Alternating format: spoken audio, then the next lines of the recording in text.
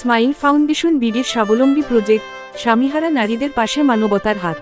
Smile foundation BD হাতে নিয়েছে একটি ব্যতিক্রমী উদ্যোগ, স্বাবলম্বী প্রজেক্ট।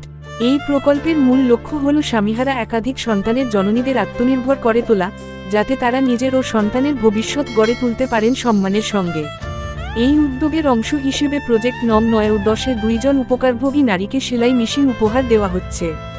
এই মানবিক উদ্যোগে স্পন্সর হিসেবে সহযোগিতা করেছেন তাপস দে, মোহাম্মদ ইমতিয়াজ খান এবং শ্যামল চন্দ্র কর।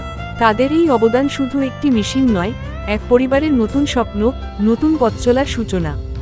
স্মাইল ফাউন্ডেশন বিডি বিশ্বাস করে, সহযোগিতার প্রতিটি হাতই সমাজ পরিবর্তনের শক্তি।